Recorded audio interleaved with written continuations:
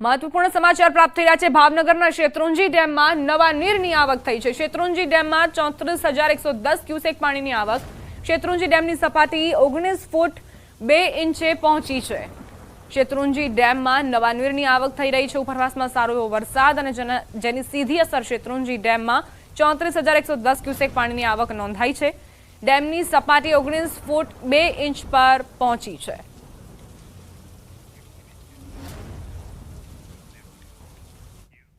સમાચારોમાં આગળ વધીએ। એવી મજબૂરી કે જીવના જોખમે કાઢવી પડે છે અંતિમ યાત્રા। વલસાડના અંતરિયાળ વિસ્તારમાં આવા દ્રશ્યો જોવા મળ્યા। ધરમપુર તાલુકામાં નદી નાળાઓ પાર કરવા આજે પણ લોકોએ જીવને જોખમમાં મૂકવું પડે છે। ધરમપુરના ભેસદરા ગામમાં નદીના ધસમસતા પ્રવાહમાં અંતિમ યાત્રા નીકળી હતી। ગામમાં એક વ્યક્તિનું અવસાન થયા બાદ પરિવારજનો અંતિમ યાત્રામાં જોડાયા। જોકે વર્ષો જૂની સ્મશાન ભૂમિ સુધી પહોંચવા રસ્તો પુલ કે કોઝવેનો અભાવ હોવાથી પોતાના સ્વજનની અંતિમ યાત્રામાં લોકો જીવને જોખમમાં મૂકી અને નદી પાર કરી સ્મશાન ભૂમિ સુધી પહોંચ્યા। ધરમપુર અને કપરાડાના અંતરિયાળ વિસ્તારમાં આવેલા અનેક ગામોમાં આવી સમસ્યા સર્જાઈ છે, જ્યાં નદી નાળાઓ વહેતા હોવાથી ચોમાસાના 4 મહિના આવા જ દ્રશ્યો જોવા મળે છે અને લોકોએ જીવને જોખમમાં મૂકી અંતિમ યાત્રા કાઢવા મજબૂર થઈ રહ્યા છે। સંવાદદાતા ભરત જોડાઈ ગયા છે વધુ જાણકારી સાથે। ભરત, ભેંસદરા ગામના આ દ્રશ્યો જોઈને ખરેખર કોઈનું દિલ હચમચી ઉઠે। આખરે કેમ આવી પરિસ્થિતિ? પ્રશાસનના અધિકારીઓ શું કરી રહ્યા છે? દીપા, આજે પ્રથમ વખત નથી। આ અગાઉ ચોમાસામાં 4 મહિના સુધી વલસાડના કપરાડા અને ધરમપુર તાલુકામાં આવા જ હચમચાવી નાખે તેવા દ્રશ્યો જોવા મળી રહ્યા છે। ઘટના છે તો ધરમપુરના ભેંસદરા ગામની, જ્યાં એક સ્વજનનું મોત થતા તેના પરિવારજનોએ અંતિમ યાત્રા કાઢી હતી। જોકે સ્મશાન સુધી પહોંચવા માટે નદી વચ્ચે આવતી હોવાથી નદી પાર કરવી જરૂરી હોવાથી, પરંતુ નદી પર કોઈ પુલ કે કોઝવે કે કોઈ અન્ય સુવિધાનો અભાવ હોવાથી લોકો આવી જ રીતે નદીના ધસમસતા પ્રવાહમાંથી અંતિમ યાત્રા કાઢવા મજબૂર થાય છે। આ વખતે પણ ભેંસદરા ગામ ઘટના સામે આવી છે। થોડા દિવસ અગાઉ પણ આવી જ એક ઘટના હતી, જ્યાં સ્મશાન ભૂમિ પાકી નહીં હોવાથી ગામના લોકોએ તાડપત્રીના સહારે પોતાના સ્વજનની અંતિમ વિધિ કરી હતી। આમ વલસાડના ધરમપુર ને કપરાડા, જ્યાં 4 મહિના સુધી ચોમાસાના 4 મહિના સતત વરસાદી માહોલ હોય છે, અહીંયા આગળ નાના પુલ અને જે રીતે નદી નાળાઓ વહેતા હોય છે તેને પાર કરવા માટે પૂરતા જે પુલ કે કોઝવેનો અભાવ છે। આથી આ એક ગામ નહીં પરંતુ અનેક ગામોમાં આવા દ્રશ્યો સામે આવે છે। અને આ વખતે જે ભેંસદરા ગામના જે દ્રશ્યો છે, જેમાં પોતાના સ્વજનની છે અંતિમ યાત્રામાં જોડાવા માટે પરિવારજનોએ પણ પોતાના જીવને જોખમમાં મૂકવો પડ્યો હતો। અને આ રીતના વર્ષોથી આ સમસ્યાથી લોકો પીડાઈ રહ્યા છે। ત્યારે હવે ધરમપુર અને કપરાડા તાલુકાના જે અંતરિયાળ વિસ્તારના ગામોની આવી પીડા છે તે દૂર થવી જરૂરી છે। દીપા, આભાર ભરત જાણકારી આપવા માટે।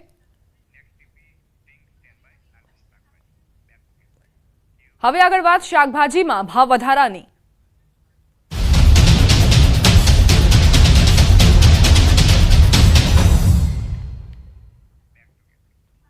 મહત્વપૂર્ણ સમાચાર પ્રાપ્ત થઈ રહ્યા છે। શાકભાજીમાં ભાવ વધારો જોવા મળી રહ્યો છે। સતત શાકભાજીના ભાવ વધારાના કારણે ગૃહિણીઓનું બજેટ ખોરવાયું છે। શાકભાજીના ભાવ આસમાને પહોંચ્યા છે। તમામ શાકભાજી 100 થી 160 રૂપિયા કિલો પહોંચ્યા છે। ચોમાસામાં કઈ શાકભાજી ખાવી તે મોટો સવાલ જોવા મળી રહ્યો છે। ગૃહિણીઓ અત્યારે શાકભાજીનો વિકલ્પ શોધવા પણ મથી રહી છે। ઘણી ગૃહિણીઓએ તો એવી પણ પ્રતિક્રિયા આપી કે માત્ર કઠોળ પર જ નિર્ભર છીએ, કારણ કે શાકભાજી લેવા માટેનું બજેટ નથી।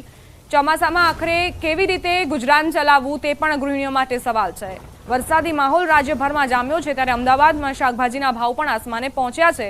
અમારા સંવાદદાતાએ શહેરના પાલડી વિસ્તારમાં આવેલા શાક માર્કેટની મુલાકાત લઈને વેપારીઓ સાથે વાતચીત કરી। ટામેટાએ 100 રૂપિયા કિલો પહોંચી સેન્ચુરી વટાવી। ભીંડો, ગવાર, ફલાવર, તુરિયા સહિતના શાકભાજી મોંઘા થયા, જેથી ગૃહિણીઓનું બજેટ ખોરવાયું। જોકે રીંગણ, દૂધી, કોબીજ, બટાકા અને ડુંગળીના ભાવ પ્રમાણમાં સસ્તા થયા છે। શાકભાજીના વેપારીઓએ જણાવ્યું કે વરસાદી માહોલના કારણે ટ્રાન્સપોર્ટેશનમાં સમસ્યા થઈ રહી છે, જેના કારણે શાકભાજીના ભાવમાં અસર પહોંચી।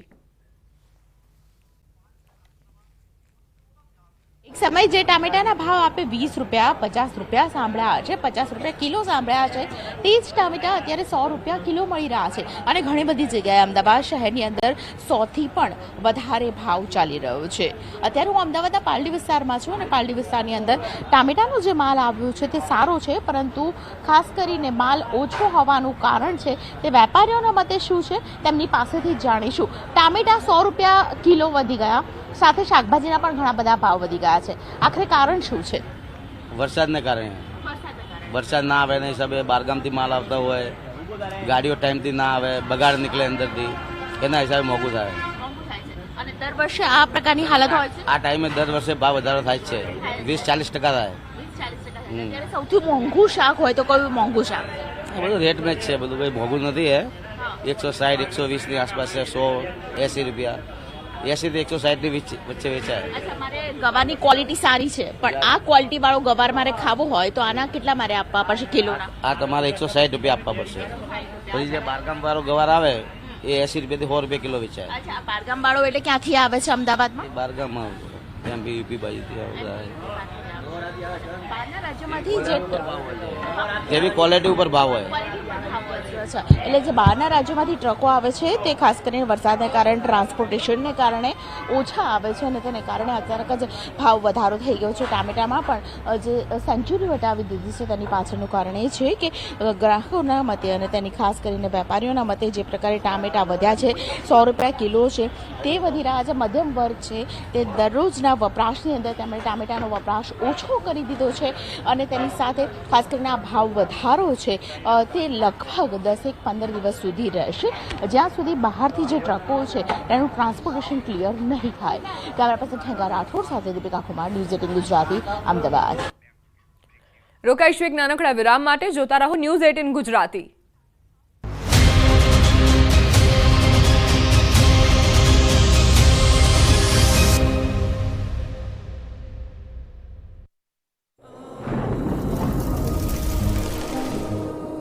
જળવાયુ પરિવર્તનનું જોખમ આપણા દરવાજે પહોંચી ગયું છે. હવે જરૂર છે એક મોટા ક્રાંતિકારી બદલાવની અને આનો પ્રારંભ થશે 140 કરોડ ભારતીયોથી. આ ક્રાંતિ શરૂ થશે એક વૃક્ષથી. એક વૃક્ષ માનવતા માટે, એક વૃક્ષ આ ધરતી માતા માટે, એક વૃક્ષ આપણા ભવિષ્ય માટે. પ્રોજેક્ટ વન ટ્રી, ન્યૂઝ 18 નેટવર્કની એક મોટી પહેલ. રોડ પર પાણી વહેતા થયા, આકાશી મહેરથી ખેડૂતો ખુશખુશાલ થઈ ગયા. ગોધરામાં મહેર બની ગઈ કહેર. 2 કલાકમાં ઢીંચ વરસાદથી દિવાલ ધરાશાયી થઈ, વાહનનો કચ્છર ખાંડ નીકળી ગયો. સ્મશાનની કમ્પાઉન્ડ દિવાલ ધરાશાયી થતા 2 રિક્ષાનો બુકડો બોલી ગયો. મોડાસામાં પણ સવારથી જ મેઘરાજાએ તોફાની બેટિંગ કરતા ગામની બજારો નદી બની ગઈ હતી. અનરાધારના પગલે મોડાસાના સરડોઈમાં ડુંગરના પાણી ઘૂસી ગયા હતા. દ્રશ્યોમાં જોઈ શકાય છે કે જાણે બજારમાં નદી તોફાની બની હોય તે રીતે રૌદ્ર સ્વરૂપે પાણી વહી રહ્યું છે. ડુંગરનું પાણી શેરીમાં પ્રચંડ વેગમાં વહી રહ્યું છે. ગામની શેરીઓ જાણે કે નદી બની ગઈ છે. ધસમસતા પાણીના પ્રવાહના કારણે બજારના વેપારીઓ ડરી ગયા. આ બાજુ અરવલ્લીના ભિલોડામાં પણ સવારથી જ ઘેરાયેલા વાદળો વરસી પડતા રોડ જળમગ્ન થઈ ગયા. ભિલોડા તાલુકા સહિત ગ્રામ્ય વિસ્તારોમાં ધોધમાર વરસાદથી હાઈવે પર પાણી ભરાતા વાહન ચાલકો પરેશાન બન્યા. ભિલોડા ઈડર ધોરીમાર્ગ જામ થઈ ગયો. તો તોફાની પવનના કારણે 2 કાર પર વૃક્ષ ધરાશાયી થયું. ભિલોડા પોલીસ સ્ટેશન આગળ રોડ ઉપર જતી 2 કાર ઉપર ઝાડ પડતા કારને નુકસાન પહોંચ્યું. તો લોકો માટે વરસાદ મુસીબત બન્યો. અરવલ્લી જિલ્લામાં રાત્રિ દરમિયાન વરસેલા વરસાદથી નીચાણવાળા વિસ્તારોમાં પાણી ભરાયા. મોડાસાની કલ્યાણ 2 સોસાયટીમાં ભરાયું પાણી. પાણી ભરાતા ઘરના રહીશો મુશ્કેલીમાં મુકાયા. દ્રશ્યોમાં જોઈ શકાય છે કે લોકોના ઘરમાં પગ ડૂબી જાય તેટલું પાણી ભરાઈ ગયું છે. લોકો પાણીની વચ્ચે રહેવા મજબૂર બન્યા છે.